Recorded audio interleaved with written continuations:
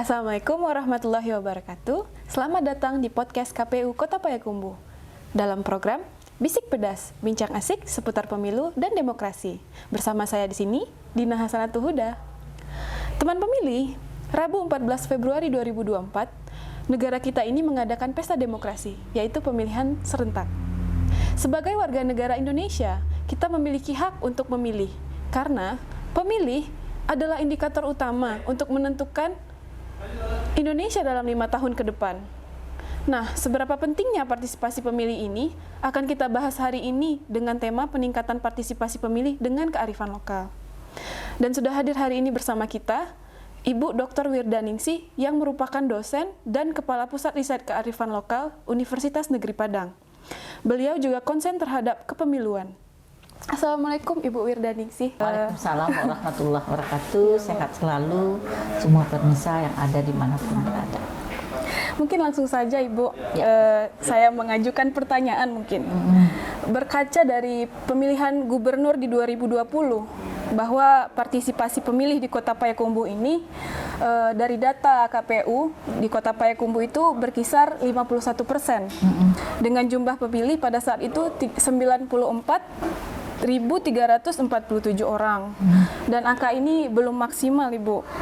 Bagaimana ya, Bu, caranya agar pemilih ini sadar apa saja gitu kiat-kiat kita sebagai anggota KPU ini untuk meningkatkan partisipasi masyarakat dalam pemilihan umum 2024 ini, Bu?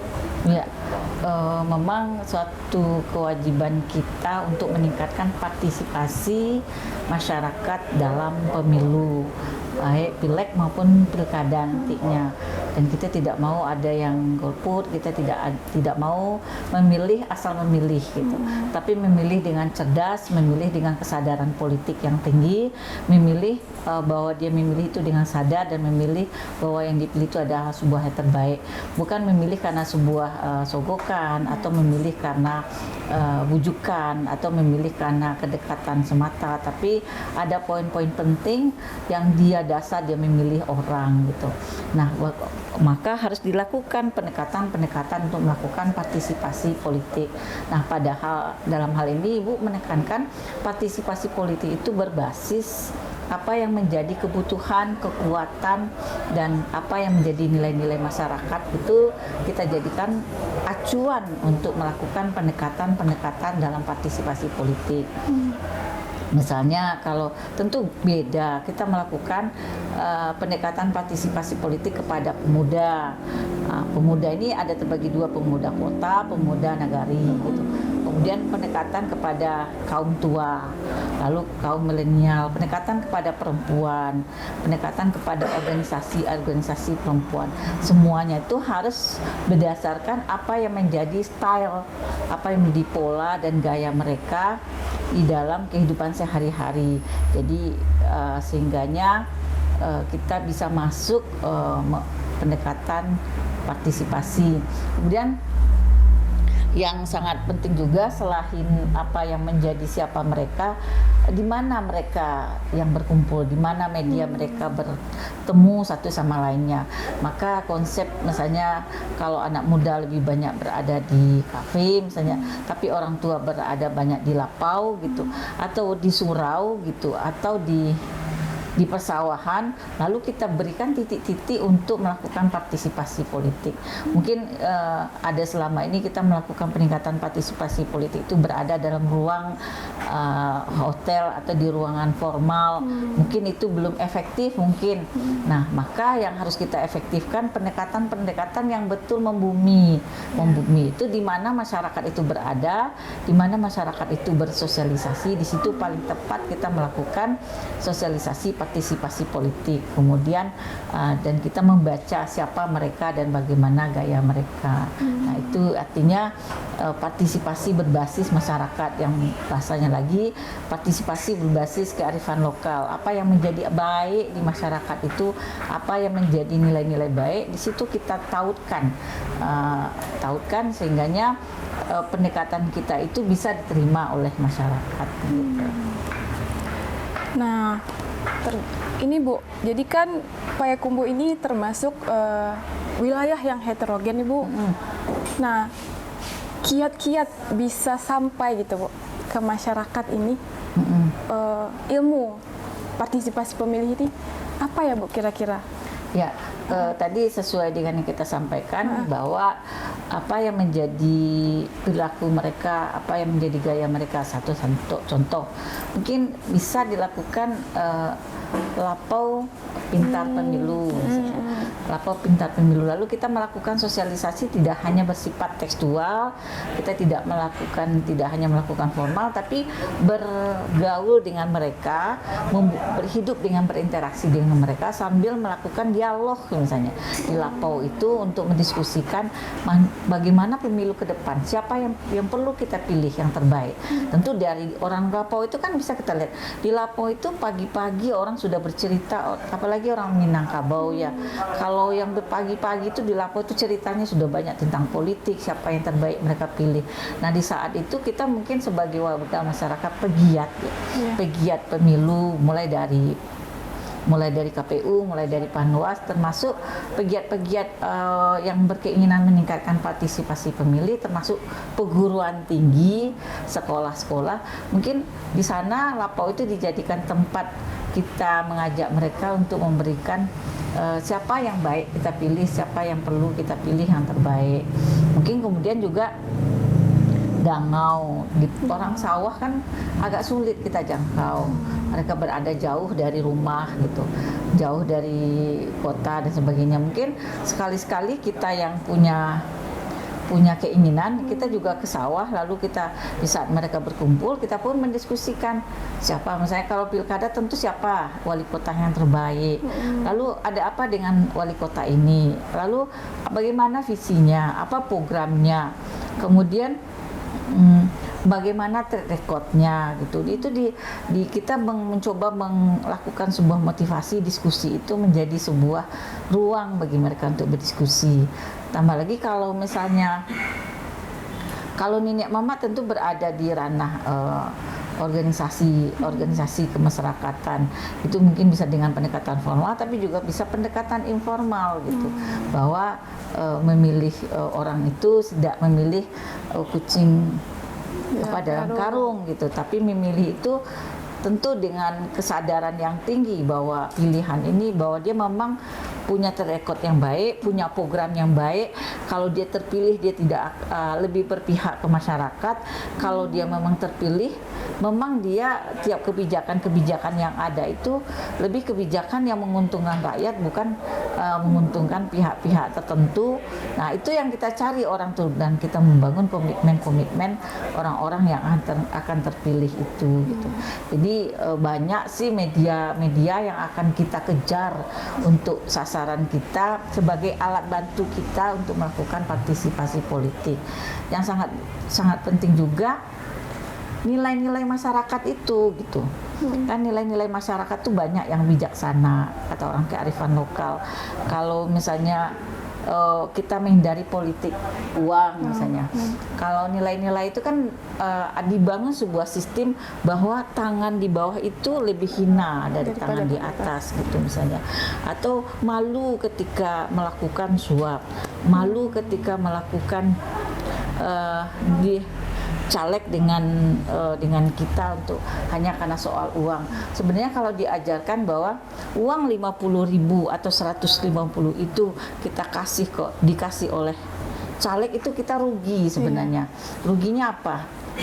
Lebih bagus kita membangun komitmen politik ke dia, bahwa dia setelah jadi dia punya komitmen kepada rakyat, punya komitmen untuk berpihak kebijakan kepada masyarakat, dan program-program yang diunggulkannya program yang berbasis kita. Kalau kita petani ya basis tentang bagaimana program petani yang baik ke depan. Kalau kita pengusaha makanan, bagaimana program atau kebijakan itu berpijak kepada UKM perempuan. Atau kalau kita seorang memang pendidik gitu, arahnya juga bagaimana kebijakan dari pendidikan itu berpihak kepada kepentingan dan kepentingan guru dan siswa yang ada. Jadi itulah yang kita untungnya kita kan program-program mereka banyak diberikan kepada kita, kan kita juga yang untung. Misalnya kalau kita pendekatan ke ibu-ibu usaha misalnya, misalkan ibu-ibu ke komunitas itu kan ada tuh. Kalau kita katakan ibu mana ibu pilih uang 100 sekarang daripada ibu nanti dapat program peningkatan usaha kue, ibu dilakukan pelatihan, ibu diberikan modal kegiatan, kemudian ibu dibuka akses untuk menjual. Mana ibu pilih yang itu daripada ibu dapat uang 150. UMKM ya, Bu, ya. Tentu dia enggan uang 150, tapi dia lebih berbicara dia akan mendapatkan yang ini. Nah, itu kita bangun kesadaran-kesadaran itu melalui media-media yang dimana mereka berkumpul. Kalau ibu majelis taklim, tentu ibu ke majelis taklim. Kalau ibu-ibu yang ada di pasar, ya ibu-ibu di pasar. Jadi kita mengejar bola kepada mereka untuk mensosialisasikan bahwa memilih itu perlu dengan cerdas gitu. Jangan karena memilih uang 150, bukan karena memilih uang 50 dan sebagainya, itu bayar utang lunas dia ke dia, rugi kita. Nah, kan itu yang masalah di masyarakat sekarang. Ambil uangnya kapan pula kita lagi. Padahal yang penting itu adalah bagaimana kita mengkomitmen dia setelah dia terpilih, memang betul-betul kita bisa mengkontrol dia. Nah, itu yang kita lakukan gitu. Nah, ya. Mungkin lanjut nih Bu pertanyaannya terkait data DPT Payakumbuh yang sudah rilis ini Bu. Ini kan yang paling tinggi itu generasi milenial ya Bu ya. Sebagaimana kita tahu pola di Payakumbuh ini tuh banyak kafe, tongkrongan, mungkin itu di luar jam kerja juga gitu kan.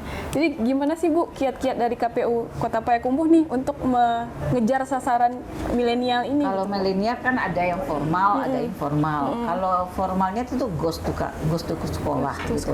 Berarti kita ke sekolah-sekolah untuk melakukan sadar politik yang cerdas gitu. Memilih itu memilih itu dengan cara logika yang bagus, memilih itu pada orang-orang yang terbaik gitu. Kemudian keluarga melalui kegiatan-kegiatan komunitas-komunitas keluarga juga, komunitas di dalam masyarakat juga kita juga pendekatan. Dan di kafe juga, kafe mereka tuh kan ada 2 sampai tempat kumpul mereka tuh kafe yang memang nongkrong, tapi ada juga kafe yang mereka tempat akademik gitu. Itu juga menjadi sarana kita untuk memberikan kesadaran politik gitu. Yang jelas kalau anak muda Facebook, Instagram, TikTok, YouTube itu bisa menjadi sasaran untuk sosialisasi mereka untuk kesadaran politik. Bahasa-bahasa mereka kan pendek, jelas, pas gitu. Memilih dengan cerdas adalah misalnya kan, jangan terima apa Anda berhargakah uang 150 dengan program yang akan diberikan yang berpihak ke rakyatkah? Itu yang akan Anda pilih. Itu kan bahasa-bahasa yang bisa kita pilih di TikTok, di Instagram. Kemudian menggunakan bahasa yang kocak juga penting. Kalaupun pendekatan buku itu mungkin pendekatan anak milenial itu kok buku-buku kecil yang isinya padat tapi jelas pesannya gitu. Jadi kalau di anak muda memang itu kan sasaran utama kita dalam memilih, dan juga mereka tuh kecenderungan memilih tuh karena mereka baru memilih. Jadi keluarga itu menjadi faktor juga berpengaruh. Jadi diimbangi juga bagaimana keluarga pun memberi arahan kepada anak-anak muda milenial untuk memilih yang tepat gitu. Jadi dalam pendekatan partisipasi ini tidak stagnan gitu. Bisa kita memilih alternatif sesuai dengan apa yang menjadi gaya dan style orang yang akan kita jadikan sasaran pemilih. Bu, kita jeda iklan sebentar ya Bu ya. Kita jeda sejenak, tetap di podcast KPU Kota Payakumbuh di Bisik Pedas, bincang asik seputar pemilu dan demokrasi. Stay tune. Halo teman pemilih. Pemilu serentak kembali digelar di tahun 2024. Pemilu 2024 dilaksanakan serentak untuk memilih anggota DPR, DPD, DPRD Provinsi dan DPRD Kabupaten atau Kota, serta Presiden dan Wakil Presiden. Catat jadwalnya ya.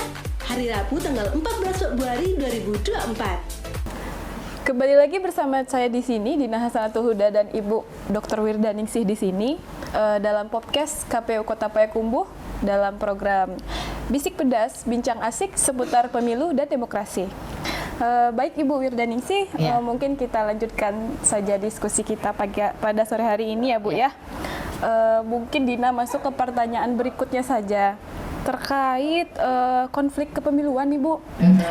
Bagaimana nih Bu kiat-kiatnya kita bisa meredam konflik akibat kepemiluan ini? Kita berkaca ke kasus-kasus sebelumnya nih Bu. Mohon ditanggapi Bu. Kalau bahasa Ibu kan salah satunya penanganan konflik berbasis kearifan lokal gitu. Jadi kita sebenarnya apa antisipatif kita untuk tidak terjadinya konflik di dalam masyarakat? Tentu ada sistem nilai yang mengikat masyarakat itu agar mereka memiliki perilaku politik yang baik gitu. Nah, misalnya kita kan punya tagar gitu kan, pemilu Badun Sana gitu. Nah, sebenarnya penjawantahan dari pemilu Badun Sana itu kan mendalam dan panjang gitu, termasuk nilai-nilai apa yang kita jadikan untuk pedoman untuk meredam konflik itu. Nah, kalau pemilu Badun Sana katanya kalau kita dun sana itu apa? Kalau kita dun sana itu kan hubungan kita itu baik. Adapun perbedaan pendapat berarti kita tidak akan putus dun sana itu. Nah, banyak filosofi kita basilang kayu mako api kahidui gitu kan. Biasa saja kita berbeda pendapat, tapi kita punya tujuan yang sama supaya api itu hidup, demokrasi itu hidup. Ya silakan kita berada di partai B, silakan kita berada di partai B, partai C, partai D, tapi kita punya hubungan kita baik satu sama lainnya dan merasa kita adalah satu hal dun sana. Artinya kita merasa satu saudara punya tujuan yang baik untuk berdemokrasi. Maka ketika ada perbedaan bukan berarti kita itu musuhan. Bahwa kita berbeda pilihan bukan berarti kita akan menjadi orang yang berbeda. Nah, di masyarakat pun ketika kita memilih itu kan beda, ada milih si A, milih si B. Tapi kan banyak kejadian konflik di dalam masyarakat. Ketika memilih dia merasa putus saudaranya, putus dunsananya, putus hubungan. Nah, ketika kita menjadikan bahwa proses demokrasi ini adalah bagian dari proses kita, tak lepas dari kita dunsana satu sama lain, maka biarkanlah keberbedaan itu terjadi, tapi kita punya keinginan yang bersama untuk mewujudkan proses demokrasi. Dan pilihan-pilihan itu dihormati, pilihan-pilihan itu dihargai kalau dia akhirnya berbeda dengan kita gitu. Nah, nanti setelah proses demokrasi kan kita juga akan bersatu. Siapa yang akan terpilih, tentu kita akan menghormati apa yang terpilih. Kalau dalam budaya Minangkabau atau dalam budaya lokal banyak di dalam masyarakat tentu salah satunya di Minangkabau biduak lalu kiambang Betawi gitu. Artinya kita sudah melakukan proses demokrasi berbeda satu sama lain, tapi ketika kita sudah mendapatkan sebuah pilihan, kita sudah mendapatkan kepala negaranya atau orang yang terpilih, kita menghormati. Sama-sama kita memikirkan kebaikan dari negara itu, kebaikan dari daerah itu. Kita sudah selesai dengan perbedaan tadi, tapi kita memikirkan visi ke depan menjalankan daerah itu untuk lebih baik. Nah, nilai-nilai itu menjadi tandem di dalam kehidupan kita dalam pemilu. Jadi biasa saja ini adalah proses demokrasi gitu. Proses yang harus kita lalui, proses yang harus kita lakukan tahapan-tahapannya. Tapi setiap tahapan kita berbeda, bukan berarti kita harus konflik. Berbeda kita bukan berarti harus kita bermusuhan. Nah, itu harus dibangun di dalam masyarakat sehingga ketika terjadi konflik itu dengan kepala dingin, dengan hati yang tenang itu pun diselesaikan. Ketika ada konflik ada caranya jalur hukum, tapi ada juga jalur untuk dimusyawarahkan dan memufakatkan mana yang terbaik bagi kita untuk mengambil pilihan. Nah, kalau itu terjadi tentu redam konflik itu bisa kita minimalisir, bahwa ada kata kusik-kusik bulu ayam misalnya. Ya bertengkar-tengkar nanti baik lagi gitu. Artinya bahwa kita itu ini demokrasi yang kita jalani, tapi bukan berarti kita konflik yang berkepanjangan. Menjadikan perpecahan ya Bu ya. Tidak menjadikan perpecahan, itu yang kita harus pegang. Kalau sudah itu kita pegang, ya apapun kejadian keterpilihan, kita mampu dengan nilai-nilai kearifan, kita bisa tetap bahwa negara kita ini tetap kita perjuangkan dan kita cari solusi-solusi yang terbaik untuk kebaikan negara atau daerah, bagian dari proses pemilu itu sendiri. Berarti jangan sampai perbedaan pendapat kita dijadikan perpecahan ya Bu ya. Ya, karena kita betul. kendatinya tetap satu ya Bu ya. Tetap satu. Kalau di Minang kan basilang kayu mako api kahidup, biasa saja, beda-beda pendapat. Basilang tulah wak bisa kuat, mendapatkan yang terbaik gitu.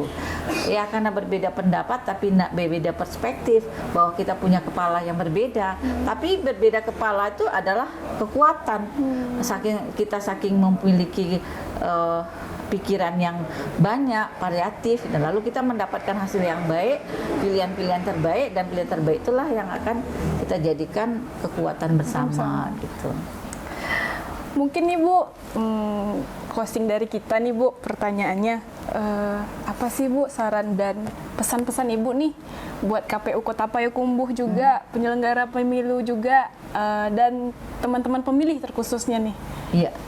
Terkait dengan kalau KPU-nya untuk meningkatkan partisipatif politik masyarakat, tentu melakukan pendekatan sesuai dengan gaya perilaku dan pola gaya hidup dari masyarakat, dan gunakanlah media-media yang betul-betul dekat di tengah orang yang memilih itu. Kalau misalnya masyarakat yang banyak di Lapau, maka lakukanlah pendekatan ke Lapau, anak muda dengan milenialnya, pendekatan kafe, TikTok, Facebook, kemudian komik yang menarik. Kemudian kalau tokoh masyarakat, tentu ada juga pendekatan-pendekatan yang semuanya sesuai dengan kebutuhan mereka, termasuk petani yang ada di sawah juga perlu kita berikan peningkatan partisipasi politik. Artinya mereka memilih dengan cerdas, memilih tidak memilih kucing dalam karung, tapi memilih orang yang tepat, memilih orang yang betul akan berpihak kepada masyarakat, yang betul-betul ingin melakukan perubahan untuk kebaikan masyarakat. Nah, untuk masyarakat tentu kalau pesan kepada masyarakat bagaimana bahwa pemilu ini adalah proses demokrasi yang harus kita tahapkan, dan jadi kalau pemilu ini adalah semangat kita bersama, kalaupun terjadi perbedaan itu jangan menjadi kita disintegrasi, dan jadikan nilai-nilai baik, nilai-nilai luhur yang ada di dalam masyarakat kita akan jadi pedoman untuk melakukan proses demokrasi, seperti nilai-nilai bagaimana hubungan kita saudara satu sama lainnya. Kalau saudara tidak akan pernah putus, saudara itu adalah orang yang membangun bersama, akan kebaikan dari kita bersama. Jadi itu untuk pemilih. Kemudian memilih dengan baik, memilih dengan cerdas. Jangan memilih karena uang, jangan memilih karena kedekatan saja, atau memilih karena kebutuhan sesaat, tapi berpikir panjanglah, membangun kontrak politik dengan calon, sehingganya si calon bisa membuat program kebijakan yang betul berpihak kepada masyarakat. Sehingga kita menjadikan proses demokrasi ini memang sesuatu yang bermanfaat bagi kita semua. Terima kasih. Ibu, terima kasih atas waktunya, ilmunya yang berharga bagi kita semua di sini dan teman-teman pemilih juga tentunya. Baik, sekian podcast kali ini. Teman-teman pemilih jangan lupa memastikan namanya terdaftar dalam DPT ya teman-teman. Caranya bisa cek DPT online, dan untuk mendapatkan informasi-informasi seputar pemilu, terutama di KPU Kota Payakumbuh, teman-teman bisa follow IG kita di KPU Kota Payakumbuh, dan Facebook kita KPU Kota Payakumbuh, dan kanal YouTube kita KPU Kota Payakumbuh. Jangan lupa di subscribe dan di like ya teman-teman semua. Terima kasih, sampai jumpa di podcast berikutnya. Dan jangan lupa datang ke TPS pada tanggal 14 Februari 2024, tepatnya hari Rabu. Assalamualaikum warahmatullahi wabarakatuh. Terima kasih Ibu. Waalaikumsalam warahmatullahi wabarakatuh.